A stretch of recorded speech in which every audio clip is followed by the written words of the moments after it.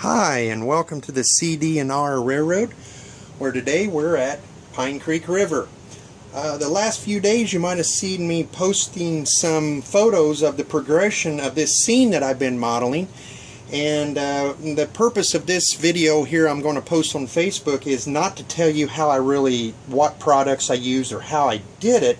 I just want to kind of explain to you how I actually created the natural look and what I done to make this scene. My computer crashed, and I like to load the videos on my computer and then upload them on YouTube, and so it'll be a few days before a new one arrives. So then when that happens, I will get them uploaded and some YouTube videos on how I actually did this project. But today I just want to again mention about a little bit of maybe the ways I went about achieving this. But I want to show you this. This actually swings open, and so it's a swinging bridge, and this is how I get into my layout.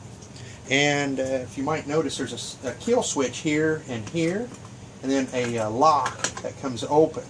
Well, I learned the hard way of why you have kill switches when bridges are open. I came in to run my layout one day and turned it on, forgot to close the bridge. Next thing I knew, a $200+ engine hits the concrete floor, sound and all, and goes into 50 pieces and basically kind of destroys it. I mean, it tore it all up. But I was able to salvage pieces off of it and use it in another engine. But anyway, one of the biggest things here that if you get from this video is that I want to try to explain is, do not expect this to happen in a half hour. It can't be done unless you're just a super modeler. I've been in model railroading for 30+ years, been at this location now for 16 years, and this is the first water feature I have ever modeled in my life. I've never done a water feature before, and this is what it turned out to look like. Now, how I got to this point is I went out and I took photos of creeks. I got on YouTube, I watched videos, Facebook, got on Google, looked at pictures of streams and creeks.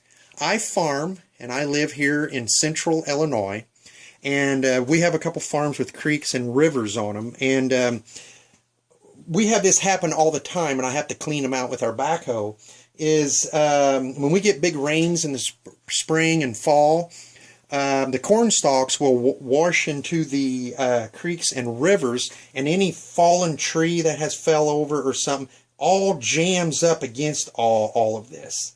So this is representing a cornstalk jam, because I model the Midwest here in Illinois. It's just a fictitious place. I freelance my railroad. It's HO scale, so I don't depict any one place. So anyway, these scenes like this I model because I actually have them in real life, so I wanted to have that on this layout. So I would go and take pictures of how it jammed up into there, and what things was and how things happen. I also noticed how the trees hang off into the water but still are alive, and how they grow up along the banks. And I noticed the sandbars that form out, and the vegetation that grows, and the dead wood that lays on the top of them. But again, this is something that is not going to happen in 30 minutes. And it's not going to happen if you have just 2 or 3 trees and one color, bright green, for ground cover. Now again, this is my layout. You can do whatever you want to on your layout. I'm not saying what you do is wrong. No, I am not saying that at all. Anything you do is fine. But I'm just here explaining to you how I got to this point, and maybe I could help you out a little bit on a tip or a suggestion that might make your scene a little better. So please understand, I'm not trying to tell you what you do is wrong, because I'm not doing that. But If you want to get a scene that really looks realistic looking, and I done the best that I can do. Some other people may find flaws in here. That's fine. I'm not claiming to be perfect. I'm nowhere near perfect here. But I'm very happy with the way this turned out. And I spent probably 50 hours on this one little scene. So, again, don't expect this to happen in 30 minutes. Because unless you're a real supermodeler, it's not going to happen. If you get frustrated with it, walk away from it. Go somewhere else, do something else, and come back to it later. Because if you're angry and you're trying to do it, it's not going to happen, and it's not going to come out right. And why do you want to hurry to get it done? Model railroading is something that can last you a lifetime. I look at it this way. If I hurry up and get my entire layout done, what am I got to do to work on it then? Yeah, there's always things to do, but you've kind of achieved it. So, well, you'll tear it up and start over. That's a lot of money. A lot of money to tear up and throw away. So, each little scene that I do have, I spend a lot of time on each scene so that I can enjoy it for many years to come. And I can always add things to it as the future comes too.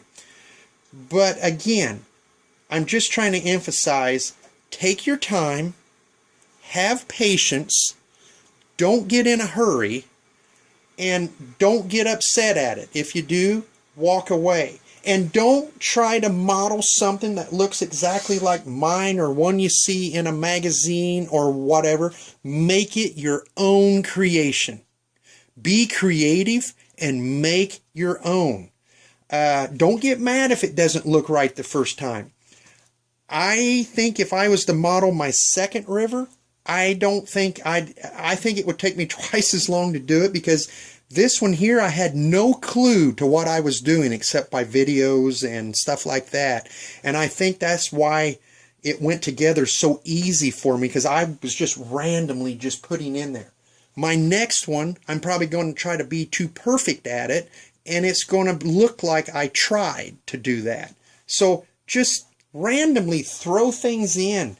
Step back, get down at the level of your layout so you're eye level at it, and look at it. If it looks natural or has that natural look, you've done the right thing. But again, this is just a few ideas that I have, and I'm not telling you what you do is wrong, but I'm just suggesting some things. So this is all I have for now. Thanks for watching, and have a great day.